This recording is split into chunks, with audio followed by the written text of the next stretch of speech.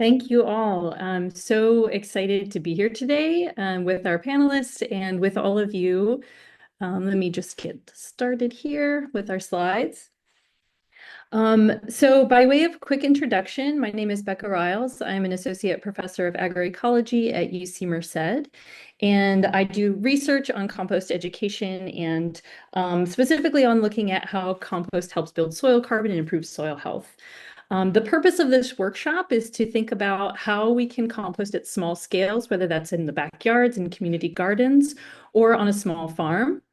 And this is really intended for those of you who are just getting started. And we're going to share our own story through this partnership that we're calling Central Valley Community Compost. And we have a speaker here representing some of those partners about how they got started, what the hurdles have been, what the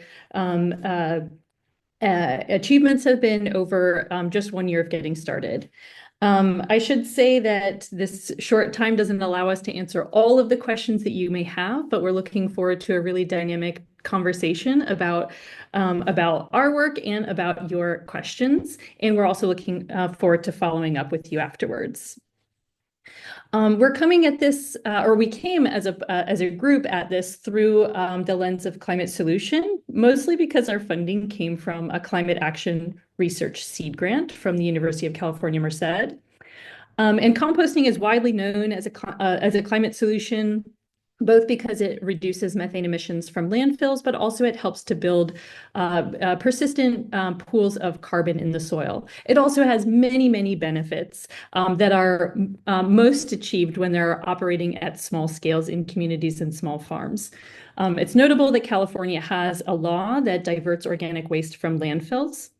And so there's a lot of attention right now on composting and a lot of need to really understand how this can be done efficiently and effectively at small scales.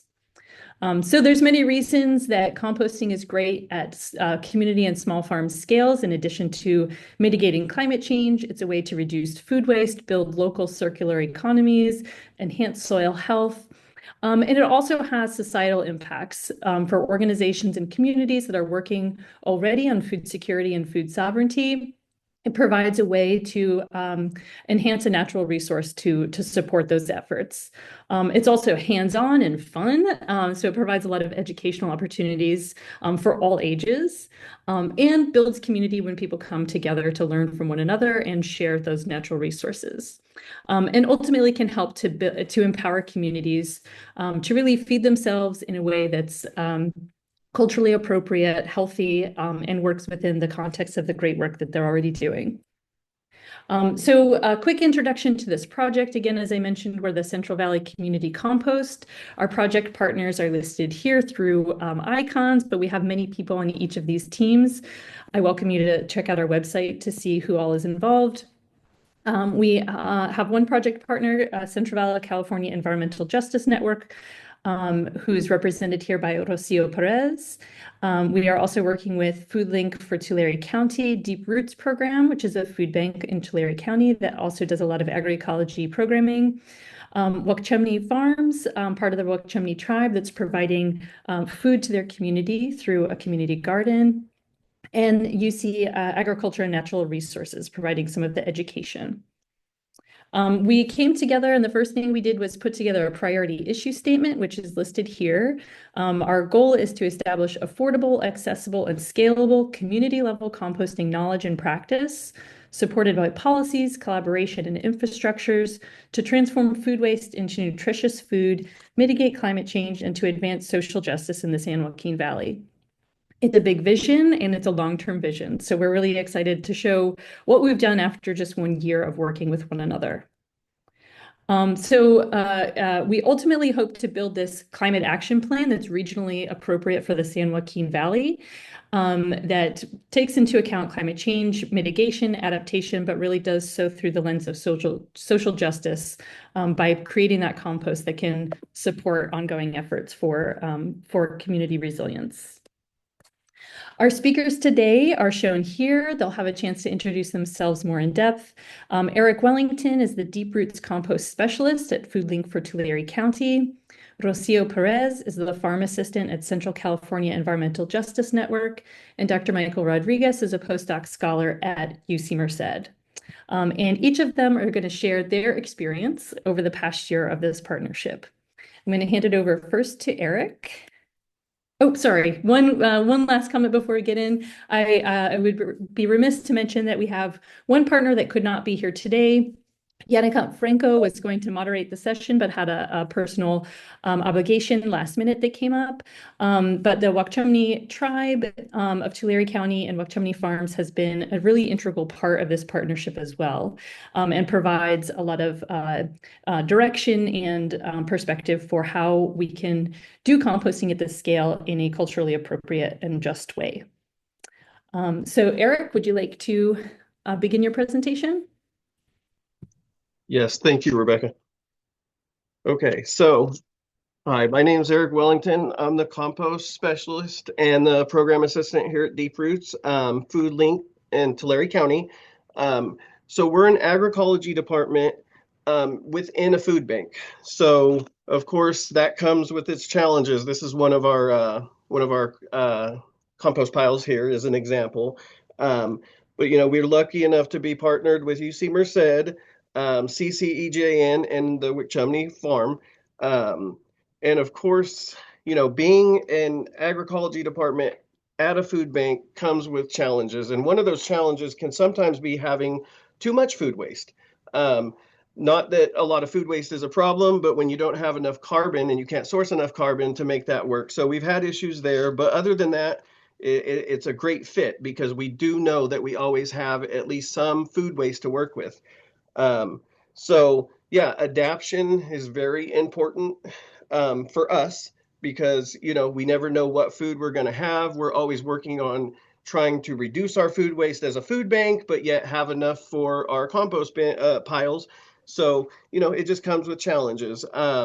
We've worked partnerships with local food, tree services here, and so they deliver our wood chips, but that's when they're in our area and what's available. It's not just a, hey, can you bring us a load of chips today because we need them type situation. So we deal with that. In 2024, the beginning of 2024, I set up a partnership with our local farmers market, the Visalia Farmers Market, and pictured here is some of the food waste and the spent mushroom compost or mushroom bricks that I pick up there.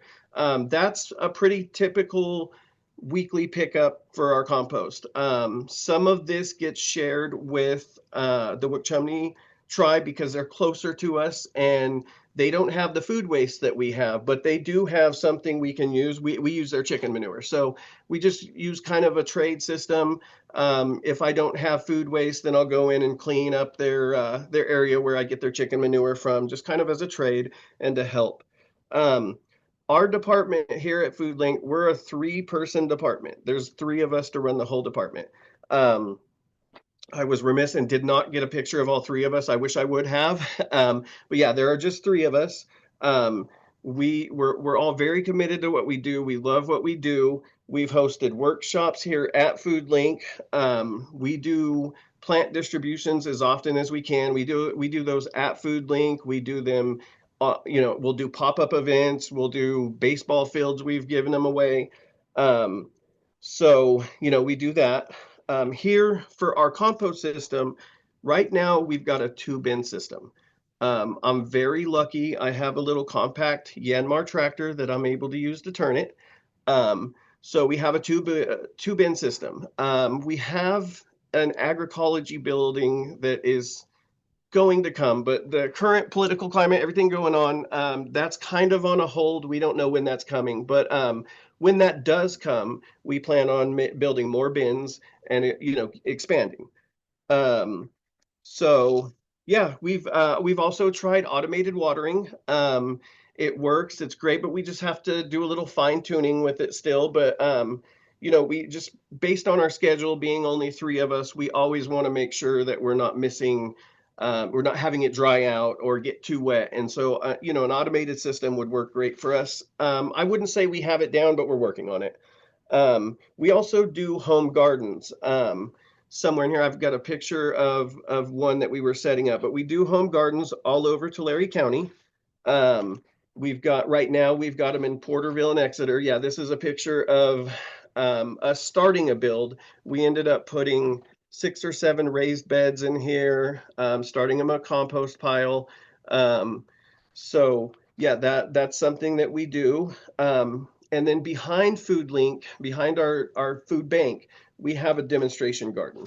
And so we we basically try to follow permaculture design when it comes to our garden, but it's there for demonstration, to learn, and to obviously inspire, hopefully, as well.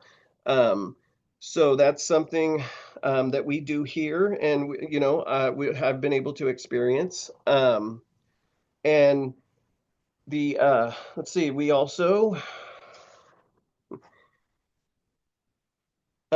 well, with me, I'm right now I'm finishing a 6-month permaculture course, the Santa Cruz Permaculture. I'm doing that 1 week in a month for 6 months, and this will be my last weekend. This is as pictured. We built some cob ovens. I've learned a great deal at this course, and it'll be the end coming in March. And so that pretty much covers what I have for here at Foodlink. Um, like I said, we don't know.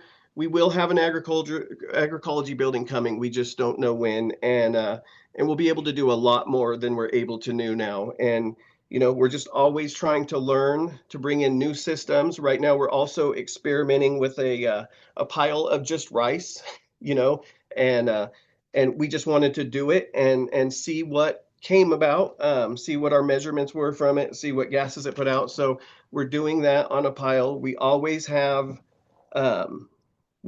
a pile, at least 2 piles going. Um, and we're also looking into starting a static pile. So we've just been, it's constantly, obviously adapting, but constantly just trying new things.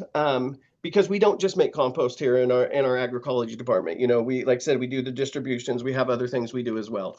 So yeah, that pretty much covers what I have today.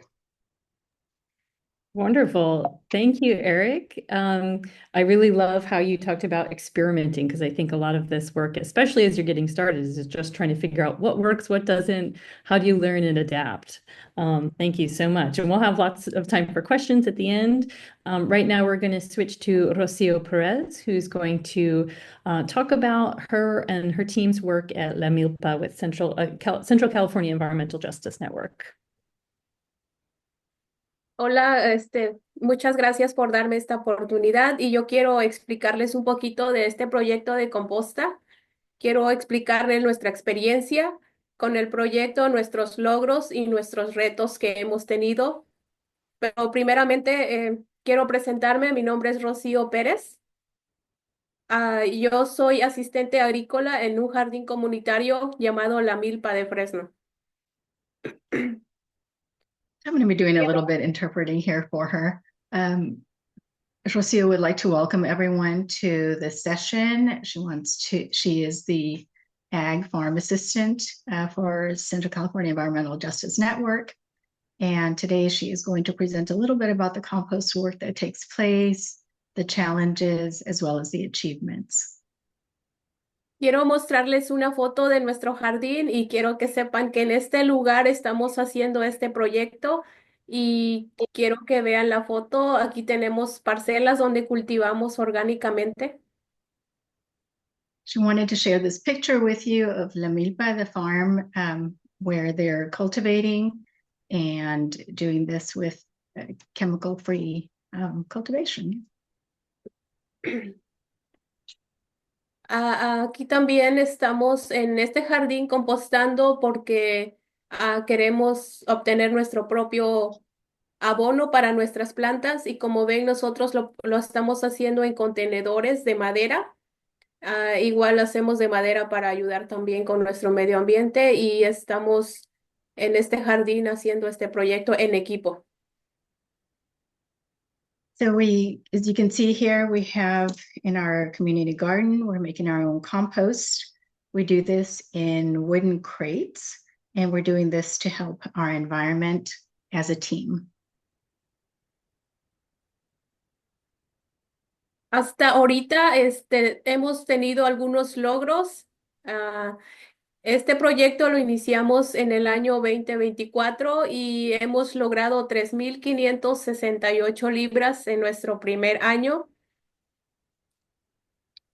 Up till now, we've had several achievements, and we started this in 2020, 24, and we've been able to get up to 3,568 pounds of compost. Y con la ayuda de Yusi Merced, con la ayuda de Michael y de Rebeca y de nuestra directora Nayamin, estamos haciendo este proyecto y gracias a Yusi Merced por los materiales, la información que nos han estado dando, por el tiempo de ir hasta nuestro jardín para estar monitoreando el gas que esto produce y también el proceso de las muestras en el laboratorio y también ah, por todo su apoyo. So one of the things that we want to do is we show our gratitude to UC Merced for their support, the information they have provided, the materials, and for all of the tutelage that's taken place in terms of the data collection, monitoring gases, and the lab samples that are being evaluated. Y también otro logro más importante es que hemos tenido más comunicación con nuestra comunidad, ya que lo hacemos en equipo y también ha sido un éxito. We've also been able to have a lot more communication with our community as a team, and this has been a great success for us. También en este proyecto hemos tenido retos como todo trabajo.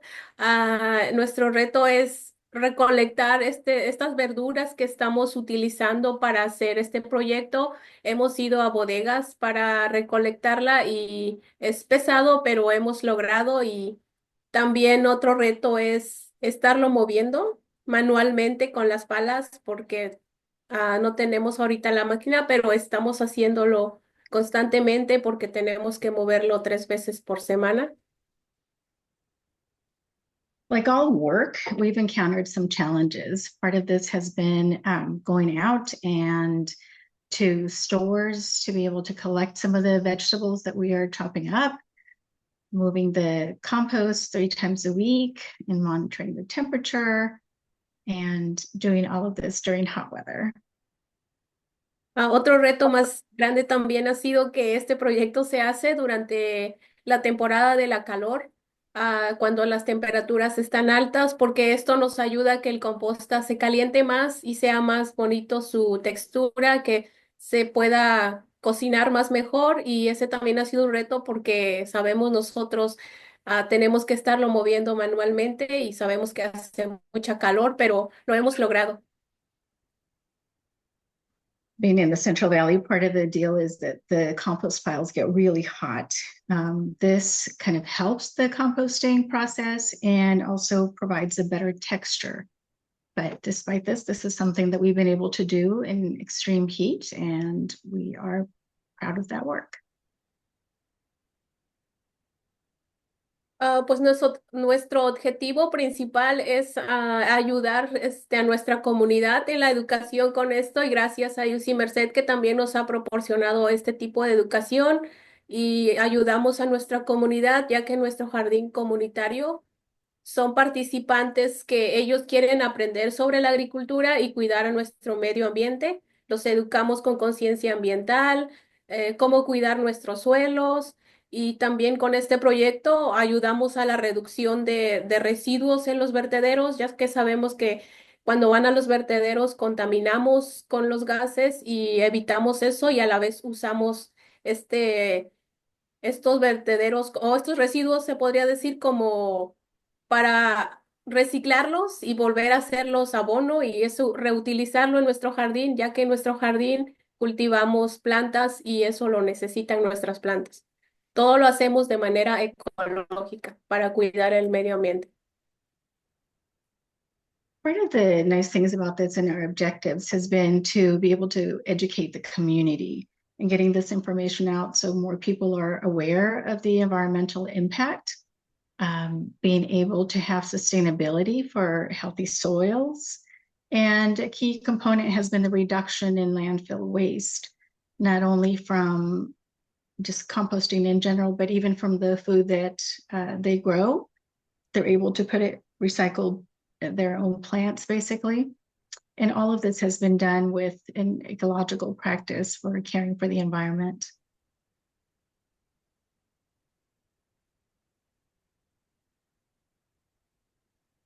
Y bueno, eso es nuestra experiencia que hemos tenido y les damos muchas gracias y a todo el equipo y a todos los que han trabajado con nosotros en este proyecto. Y gracias porque a este proyecto nos ha beneficiado bastante en nuestro jardín y con esto vamos a poder tener nuestro propio abono en nuestro jardín y no vamos a comprar, así que esto nos ayuda en muchas cosas, tanto como cuidar el medio ambiente y también reutilizarlo en nuestras plantas, ya que aquí es todo de manera orgánica y tratamos de cuidar nuestro suelo.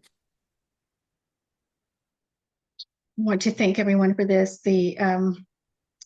This is the experience that we wanted to share, that we've had, and the team has been wonderful. This is something that has benefited us in many ways, including the fact that we won't have to be purchasing our compost since we're generating our own.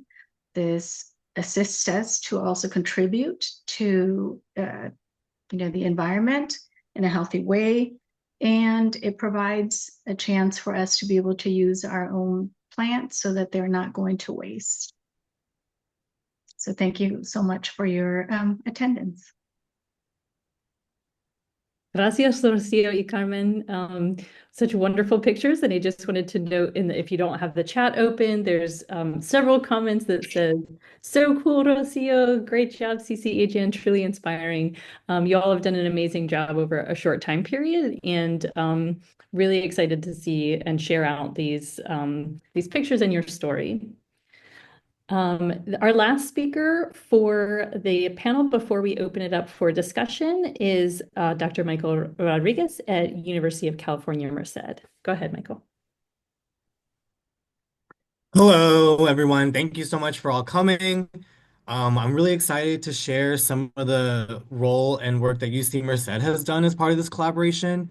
I feel so honored and so great that I've been able to work really closely with all three of our community partners. This collaboration has had like three pillars: research, education, and outreach.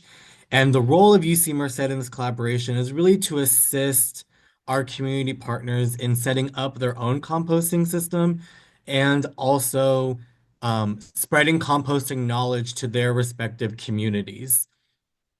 So as part of my role in this project, I feel really lucky that I'm able to visit all of the sites very frequently, have really gotten to work really closely and get to know our partners, Yaynicut, Eric, and Rocio really well. And it's been really nice that we've been able to learn and work together. So some of the stuff that UC Merced has been doing is, well, I guess we've been doing a lot. One of our main roles is helping the community partners with their compost monitoring. And so part of that work is I visit the compost sites at least monthly, but lately I've been doing way more than monthly to kind of check in on things, answer any questions that the community partners and composters have about their compost. Um, when we talk about compost monitoring, UC Merced, we've created um, a data sheet, both in English and in Spanish, for our composters to fill out very frequently to monitor their compost. When we say monitor their compost, they're doing a few things, such as measuring temperature and oxygen with the use of a RioTemp probe. They're measuring moisture content. They're making notes about the compost temperature, about its smell, and also making notes about how much time and water and people power resources is needed to maintain the compost piles. And of course, how much waste and what sort of waste is being included in these compost piles. And the reason why this is all important is it's important to track the characteristics of composting, mostly to see if anything is going wrong. So if compost is starting to smell bad, we can look through the data sheets and say like, oh, did we overwater, or is the oxygen too low, or any other issues. And also it serves as a way to recreate previous successes with composting. So if a compost pile turns out really well, then um, the composters can look through their previous data sheets and recreate successful recipes. Also, UC Merced, as a research institution, is very involved with research initiatives that are working in collaboration with um, the community composters. So a few of these research projects, as mentioned, is as part of my work. I'm taking samples of compost throughout the composting process and measuring them for a whole sort of different parameters, moisture, total carbon and total nitrogen content, nutrient availability, um, chemical properties such as pH and salinity, and a whole host of other things that we're able to measure in the laboratory. Also, part of the work that I'm really interested in is the climate change mitigation aspects of composting. So also pictured here is an instrument that is able to measure greenhouse gases from compost in real time. Other research projects that UC Merced folks are heading is the impact of compost on soil health at all of these community gardens. And so pictured is a few of our UC Merced folks sampling soil that is about to receive compost that was made on site by the community partners. Another major research project is um, getting community participation in weighing and keeping track of their own food waste at home. And we'll talk about that in a little bit. So that is all like research aspects of things. We also do a lot on the outreach and education aspect of this work. UC Merced folks in collaboration with all of our partners have created lots of educational materials such as flyers and posters, some of which were included at the beginning of this presentation. We also have created um, educational materials for school-age children. So pictured here in the educational materials section, um, in the summer, UC Merced hosted a Bobcat STEM Academy, which is essentially a week-long or several week-long summer courses for kids to be involved with. And so we did a whole week-long curriculum just about composting and agroecology. Um, and it was a huge success, and all that is also available on our website, which we'll share in a bit. And we've used a lot of these educational materials to host workshops in partnership with our community partners. So we've hosted a variety of these workshops, both in English and in Spanish. And with these workshops, we really go over the basics of composting, why it's important, and we really tried to hit on several of the major composting systems that are available to community members based on their needs. So we've done um, workshops, just like an overview of many different composting systems, both indoor and outdoor. And we've also done workshops on specific systems such as just vermicomposting. And yes, next slide, please. And so some of the outcomes of this collaboration so far, again, this is all just the very beginning of this collaboration of this work. So far, between our three community partners, over 13,000 pounds of waste has been composted so far, with a variety of different feedstocks. Pictured here is a picture at Lamipa Farms, where we've spent a lot of time cutting up many fruits and vegetables. Also pictured is Eric gathering some weeds and yard clippings from the Foodlink community garden that will be put towards compost. A variety of other different feedstocks have been used with the composting process: manure, coffee, lots of cardboard and hay and mulch. So it's really been nice to see the variety of different feedstocks that have gone into these compost piles. So far, between the three partners, has been well over a dozen, maybe almost about 15 separate compost piles, and they all have various different sizes and different properties. Also, so far an outcome from this collaboration is results from our community food waste generation study headed by one of our grad students, Erin, where folks were asked to track their food waste at home for 1 week. And so far, the average of that result is about 460 pounds per year of food waste from homes, which is about a little over a pound a day. And so the reason why this is important is because in order to have successful community composting operations, it's important to know how much potential food waste is available in the community that can go towards these community gardens to be turned into compost. And also really exciting is we've done a number of different workshops, and so far we've reached almost 100 different community members through these workshops.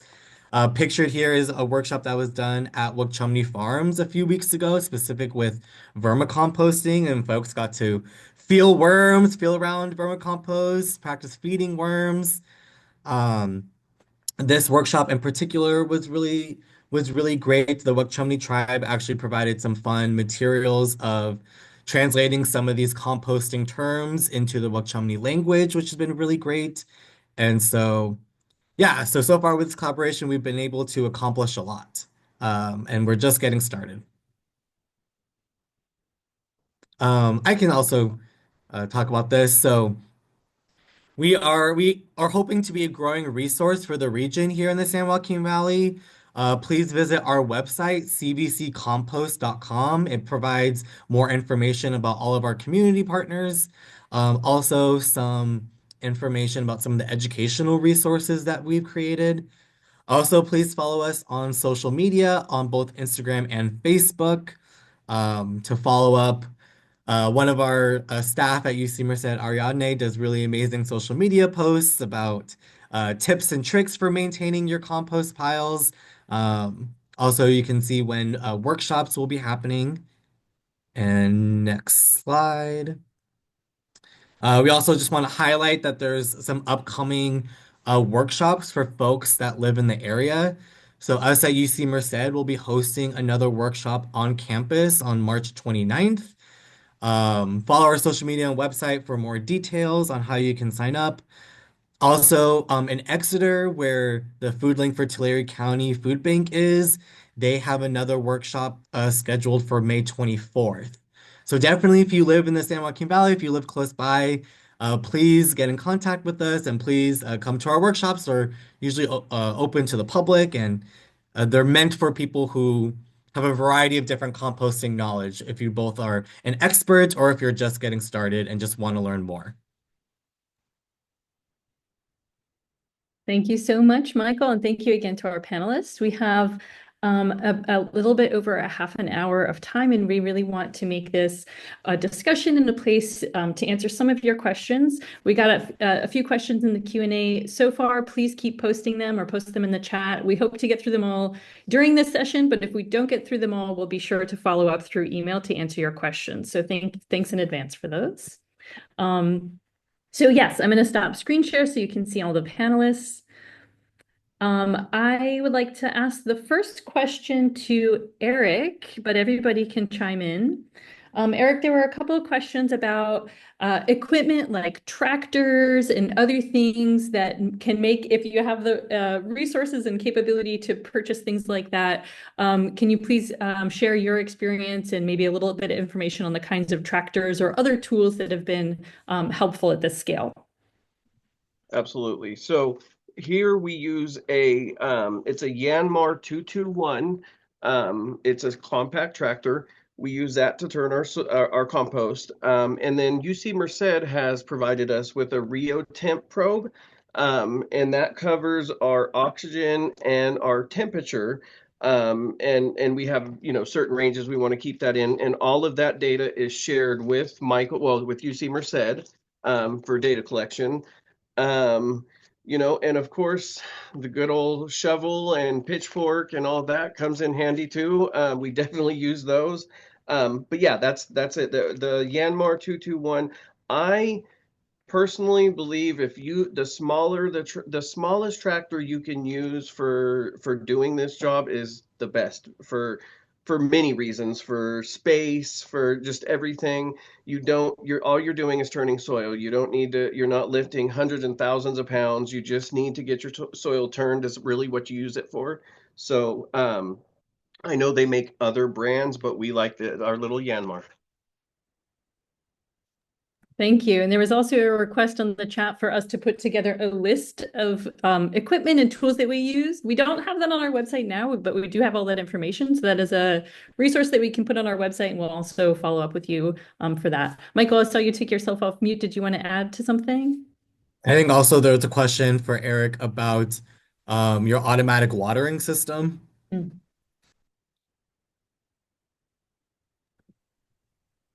Eric, you're muted.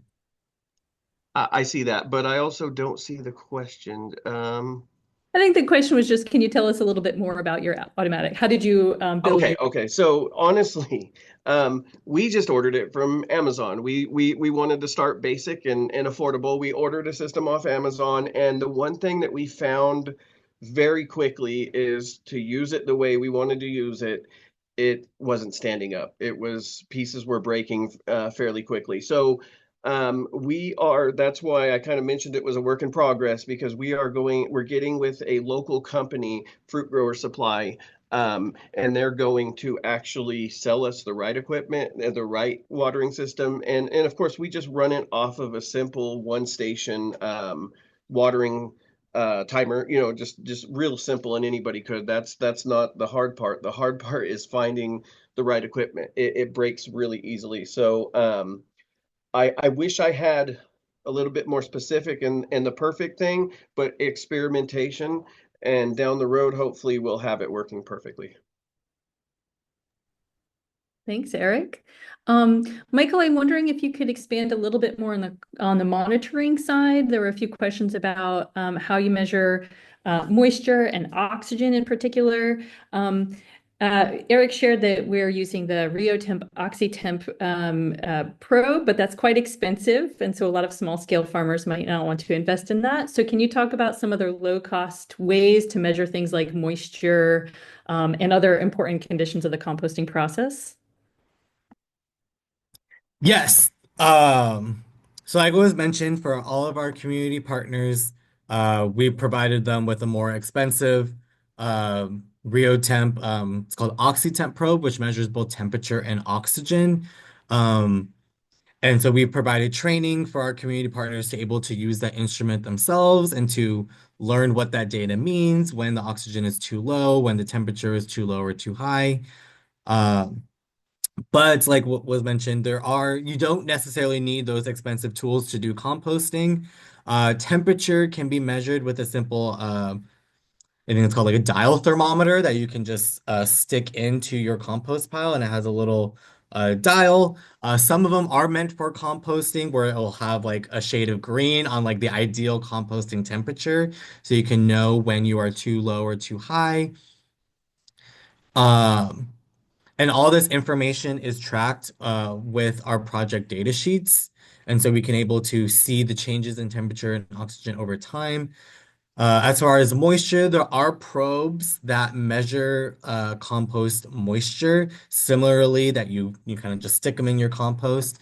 I, for one, am not like a huge fan of those probes for moisture. They work well for temperature, but for moisture, I think it's best to just, grab a handful and feel for yourself. We call that the hand squeeze method, where essentially you want to grab a handful of compost and try to squeeze it into a ball. And if it feels really dry, then you need to water your compost. And if you as you squeeze the compost, if water starts to like drip out of your palm, that could be a sign that your compost maybe is a little too wet. So we like to use, just our senses. Touch for moisture. Smell is a huge indicator of if compost is going well or poorly. Compost should always kind of have that earthy smell. If it has that kind of rotten smell, that could mean a number of different problems, including potentially that it's too wet, or that the oxygen is too low. Yeah, so there's a whole bunch of different tools. There are different probes that can be used. to do this, and there's some that are more expensive, and there's some that are definitely very affordable. Thanks, Michael. Yeah, and I think that the example of the monitoring sheet is another good thing that's low cost, right? Putting together a system to record your observations so that you can really see what works when you do smell bad smells. That's an indication that the composting process is not perfect, and so keeping track of when it works well, when it doesn't, so that you can always learn from yourself over time too, is another good kind of monitoring tool in your toolkit that's effectively free. My next question, or the next question, I'd like to first ask Rocio and then Eric the same question. There was a question about feedstocks. Where do you source your feedstocks, particularly browns, but I think browns and greens. Maybe you can tell us a little bit about what you can source on your farm versus what you bring in with your partners. And then how closely do you stick to that carbon to nitrogen ratio, or that like perfect ideal recipe of greens and browns? Carmen, if you're still there, please would you mind interpreting the question for Rocio? Rocío, parte de la pregunta que sacaron aquí es, ¿de dónde has recogido todo ese vegetal para poder poner en la composta? Lo que sea las cosas que son café, tanto como las verdes, y también cómo has estado dentro de ese rango de carbón y nitrógeno. Sí, la respuesta es que nuestras verduras y vegetales los hemos recolectado de una bodega de frutas que a veces ya no los vende y se les echa a perder. Ellos tienen suficiente para regalarnos. Ellos nos dan muchas cajas, los que nosotros queramos nos los regalan y así es como recolectamos las verduras y también parte de la verdura que sale de nuestro propio jardín. Lo que ahí se queda de lo que cosecharon también la utilizamos nosotros ahí mismo.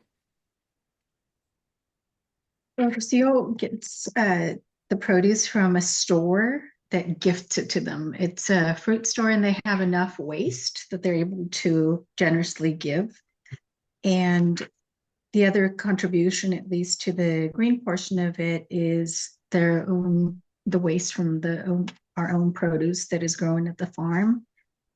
Y Rocío, ¿qué acerca de la parte café? Ajá, la parte de café que es el acerrín, esa nos las dona una persona que tiene un trabajo de jardín. Entonces, él va a las casas a cortar los árboles y saca el acerrín y nos los lleva también y nos los regala, nos los lleva al jardín.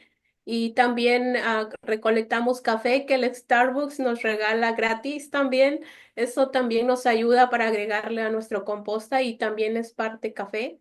Y eso lo recolectamos igual gratis por los jardineros.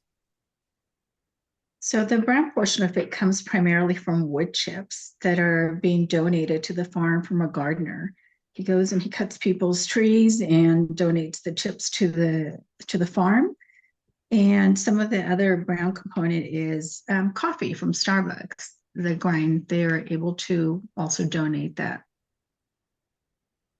Algunas verduras también los traen los participantes del jardín. Como sabemos, en nuestro jardín comunitario son muchas personas de la comunidad y ellos recolectan su verdura en su casa en botes y cuando ya tienen suficiente nos las llevan al jardín y así también ellos nos ayudan a traer y recolectar ahí. Because we also have a lot of the participants from the farm who save their produce from home, they also bring it to the farm so we can compost it. That's wonderful. And I think this is a really good example because you're thinking about what's on the farm, but also what partnerships you have in the community and capturing other wasted flows. So I think that Rocio gives a great example of first doing an assessment of organic waste that are available to you that you kind of control the flow of, and then also reaching out into your network with whatever scale you're at. There's home composter in Merced that goes down by the creek and picks up brown leaves when they're plentiful in the fall. So I think kind of being creative about where they come from is a good approach. I do have a follow-up question for Rocio. As you're collecting all these different feedstocks, how closely do you try to stick to that ideal recipe, that ratio of browns to greens? Or is it hard to get to that ideal recipe? Rocío, otra pregunta para ti es, ¿qué tanto te preocupas en mantener ese balance entre lo café y lo verde cuando estás colectando todo esto? Pues es importante calcularle casi la misma cantidad o un poquito más de lo que tiene que ver con café, porque si le echamos mucha verdura y poco parte café, que sería el acerrín, olería mal y también estaría muy mojado y entonces el acerrín lo absorbe, el jugo que produce. Entonces ellos se complementan y es cuando tenemos esa textura que no se pase de agua o que esté muy seca y también si está muy seca la echamos agua también, pero tenemos que calcular más o menos las libras que le vamos echando y que sea, por ejemplo, si una caja de acerrín le agregamos y una caja de verduras, pero vemos que la verdura produce mucho jugo, entonces probablemente le echemos 2 cajas de acerrín a una de verdura. Y así es como más o menos vamos balanceando nuestro montón.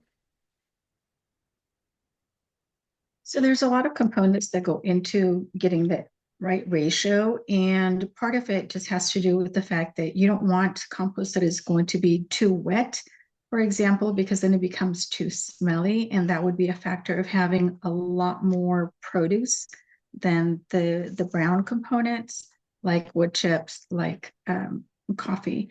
And so we try as much as possible if we're going to have one, say, box of brown, that we also make sure that the green is balanced with that. So we're not having something that's too dry or too wet. So it might be like one box of produce and 2 of the brown components. Thanks, Rocio. Thanks, Carmen.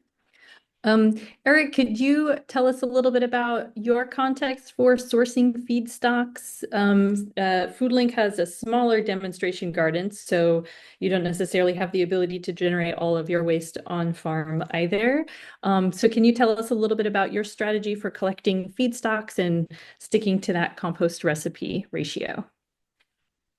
Yes, and okay, with me, I always want to try my very hardest to hit that ratio dead on. Now, do I do it always? No, but that's for me, I think that's important. The ratios matter. For us, we're unique. We're a food bank, so we obviously have food that goes bad. So that's one source of our green feedstock. Of course, the same with CCEGAN. Our green feedstock, our coffee comes from Starbucks, or local coffee shops. I think that's the best place to source that. So we have that. We also, like I said, we set up a partnership with the Visalia Farmers Market. So we go there I go there every Saturday and pick up whatever food waste that the people that sell there have.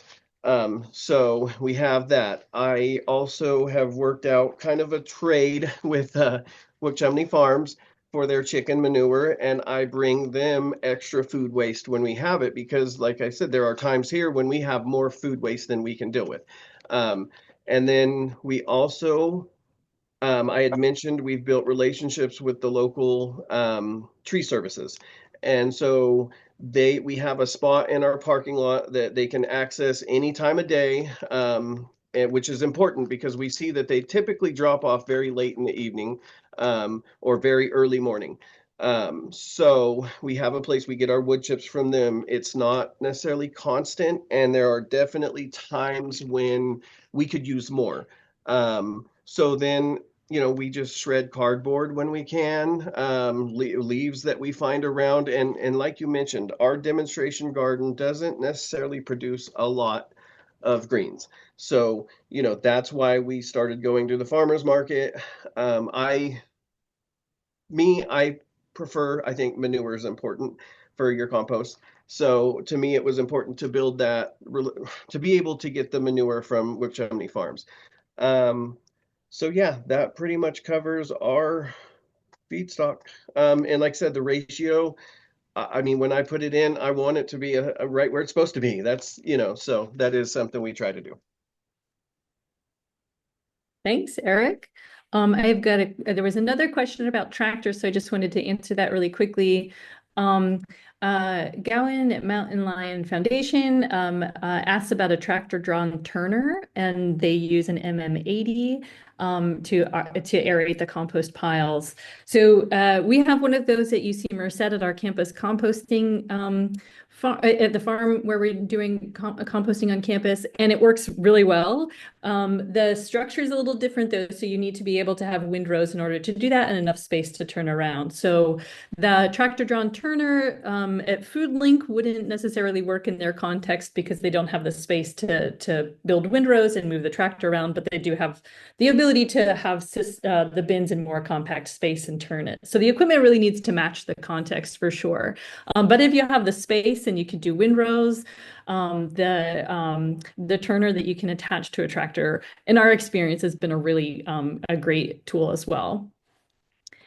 Michael, I've got a question for you. A couple of questions came up about ultra-processed food and any concerns with using ultra-processed food as a feedstock. And then coupled to that, Muriel mentions that there's an invitation to a webinar on contamination in composting. I think that came from the Institute for Local Self-Reliance. Which is an amazing resource for all things composting, as well as other things that help with community resilience. I recommend the webinar to learn more, but contamination can mean many things. So Michael, could you talk a little bit about what sources of contamination might be present in small scale compost piles and how you might mitigate that or track it or handle that in some way? Yes, yeah. With all composting, we are vigilant about avoiding contamination. So like was mentioned, contamination can come from a few different sources. I think that's one of the benefits of this small scale or community scale composting is that because it's small scale, you kind of have a little bit more control over what feedstocks are coming in.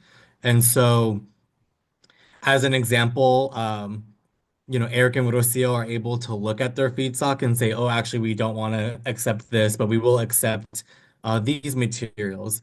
So mostly how that's turned out is for all of our community composters, it's mostly been not highly processed foods, but very like fresh food. So fresh fruits and vegetables that either are um, or plant residues coming from the garden, or as well as from sources that they're able to see. So as opposed to like large industrial facilities where they'll just get like truckloads of stuff and it's impossible to go through, every single truckload of what's in it.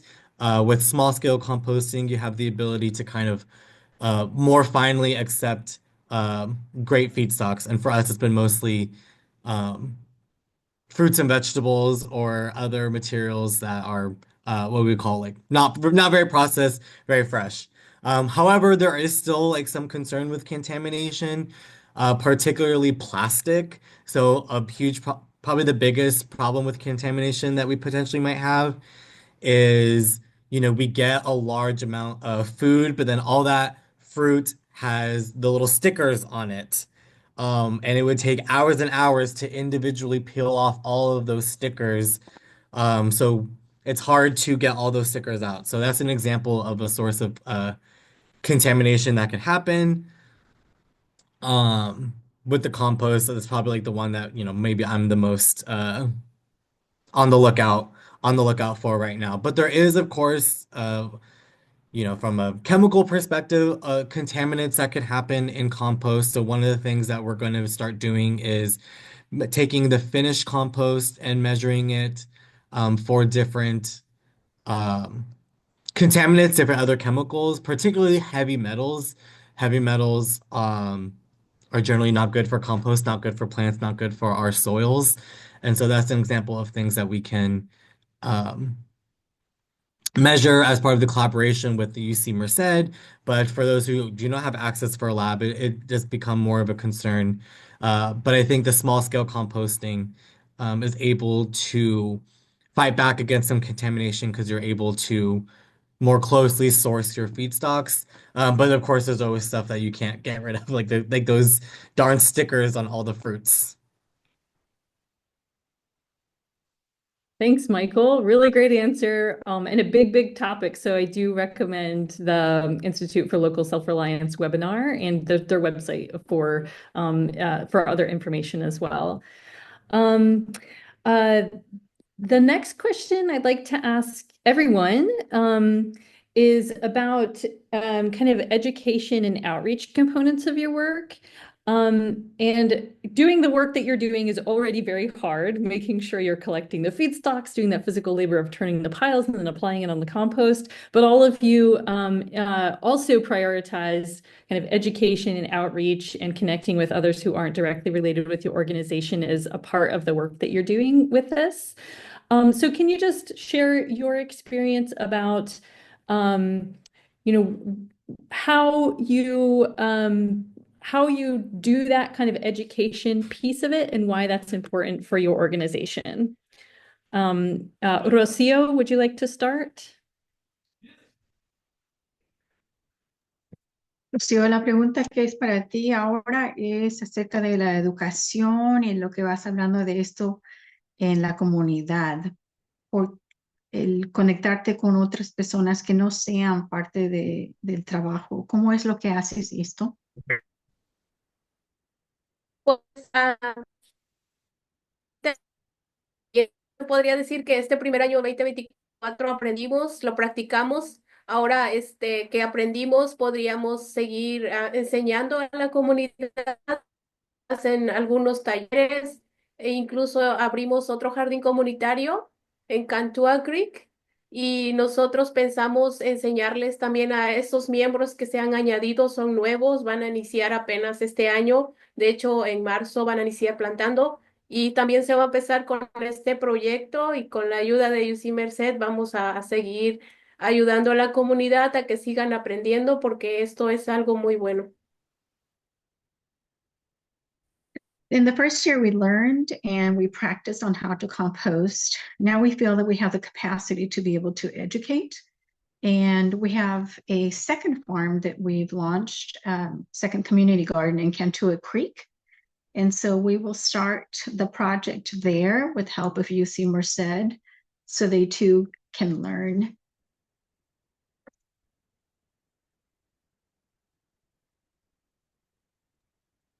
Thanks, Rocio and Carmen. Eric or Michael, do you want to share some of the education that you've done and the communities that you reached through that activity?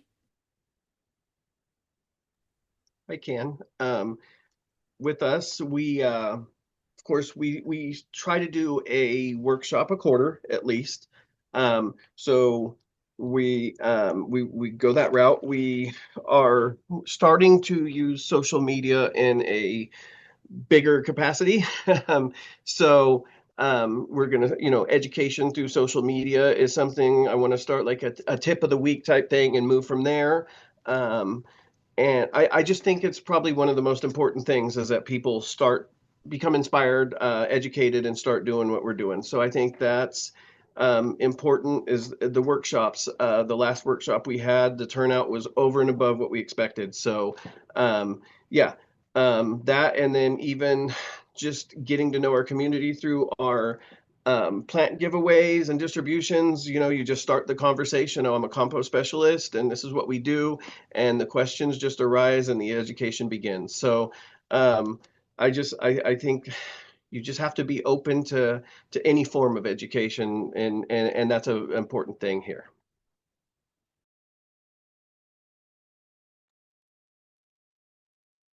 Michael, did you have anything to add about education? If not, I have got another question for you. I just want to echo all the things that Eric and Mauricio said. Though I've been really involved with setting up the workshops as part of this collaboration, which has been really awesome. Been able to connect with the community members, and it's been really inspiring because people want to do composting, people want to help their environment, and I think they just want to be given tools to be able to do that. And so composting is a great tool to be able to help their environment. Um, it's just been really great to been able to get to know some of the participants in these workshops. Some of them have come to multiple workshops, so now I have like some familiar faces who are very interested in all this. Um, yeah, so it's just been really great to been able to interact with the community and talk about composting. Thanks. Question for maybe for Michael to begin with, but anybody can add their perspective as well. There was a question about folks who are just getting started and know the importance of soil testing and soil health, and compost can help that, but really thinking about that a little bit more specifically. How important is it to test the soil to make compost that addresses the needs of a particular soil? Or is that just not possible? There's too many things going on. Kind of how do you balance the ideal matching soil and compost to the practical constraints that you might have? Michael, if you don't mind getting us started. Yeah, I can get started. Um, yes, it is very important. Soil testing. I'm a soil scientist, so I love to do all the tests for soils. Um, It is really important, particularly knowing like what's in your soil, if you have any issues with like nutrient deficiency, or if you're trying to build up the organic matter of your soil. Compost is a great way to be able to solve those issues. I would say generally just like compost application has so many benefits that there likely will be some benefit to any plot that you apply compost to, such as building organic matter. Some folks are really interested in compost as a way to retain water in soil, so you have to water less. Um, um, Yeah, so knowing like the baseline amount for your soil before compost is being applied and then maybe after compost applied is like, ideal. But I think in general that while the soil testing is great, like there's so many benefits to compost on your soil that you're gonna get some benefit out of it. As far as the question about catering compost to your individual soil needs, that definitely is really tough, mostly because there is so many different factors that go into it. All the different properties that can exist both in your soil and in your compost. So getting those two to like really well balance each other can be tough. However, it is possible. So for example, if you're really interested in building up your organic matter in your soil, maybe you'll have that ratio to be of your compost to be a little more carbon heavy. So you're introducing a lot more carbon via your compost application. I've also seen examples of people introducing feedstocks such that their compost is a different pH. So if you have like a lot of citrus in your compost, that compost might be a little bit more acidic, and that might change the pH of your soil. So there is some catering that could happen with making the compost such that those properties are reflected in your soil. But there's a lot of different factors, so it can be really difficult. But generally, yeah, soil testing is always great, but I wouldn't say it's always needed because you're always going to get some strong benefit from compost application, assuming the compost is, not highly contaminated. Yeah, that was a great response. And I would encourage for those of you who have questions like that to reach out to your local cooperative extension or resource conservation districts. If you can't find anybody locally to bounce questions off of, you can also contact us. We are soil nerds, compost nerds. We would love to talk about your context and how we can help you. So that's an open invitation for all of you. We just have a few minutes, so I wanted to remark on one comment, and then I have a wrap-up question for all of the panelists. Doug Miller, hi Doug, at San Mateo Resource Conservation District. Let us know about AB 2346. We haven't talked a lot about policies on this webinar, but there's a lot happening in the state of California for supporting composting at all scales. Sometimes in order to help us get closer to reaching that SB 1383, which is that organic diversion law.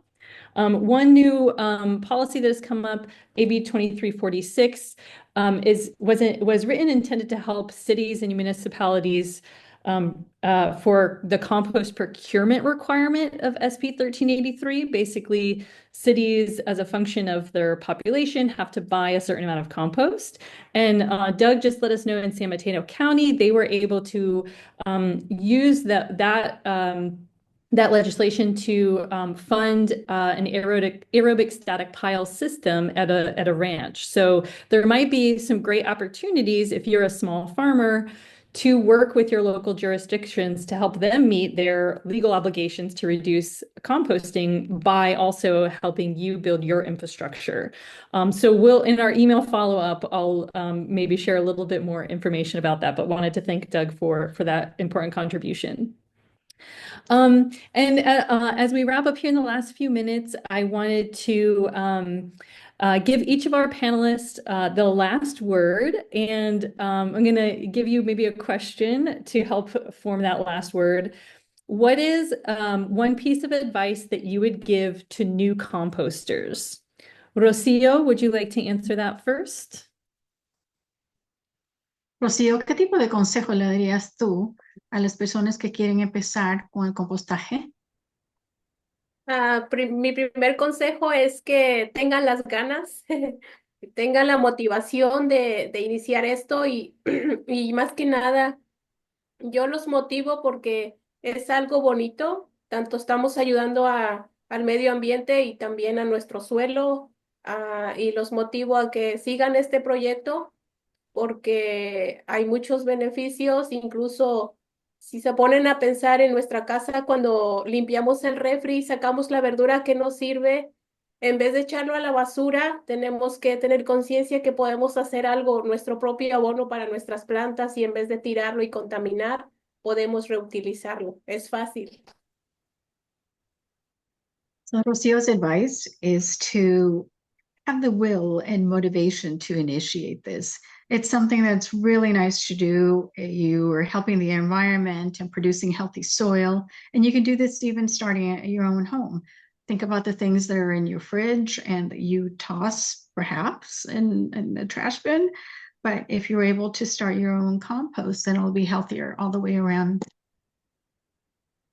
Por ejemplo, nosotros empezamos con poquito y poco a poco se nos fue haciendo más y más hasta lograr lo que queramos, pero es fácil si empezamos con poco, lo practicamos y de ahí vamos a hacer cada vez mejor.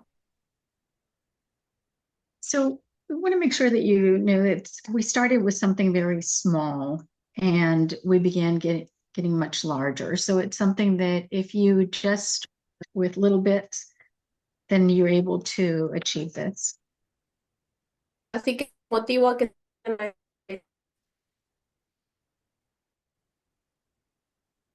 Lo siento, Rocío, cortaste. No, le digo que los motivo a que se unan a este proyecto. She wants to encourage everyone to come and unite with our efforts. Well put. Thank you, Rocio. Eric, last word. We have 1 minute left. Do you want to give us a last word or a piece of advice? You're on mute.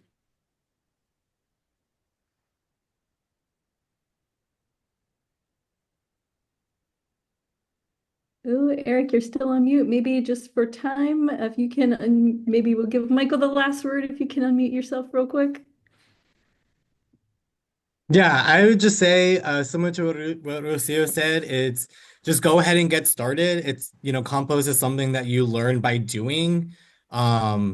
and things are changed so quickly, and there's so many different factors that the best way to get started is to just try it. Try it, learn as you go, learn by doing. It's okay to make mistakes. Start out small. Um, yeah, I would say like don't be afraid. I think it's okay to get started without knowing all the answers.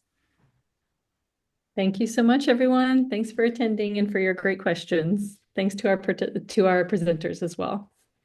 All right. Thank you, Rebecca. That was a great session.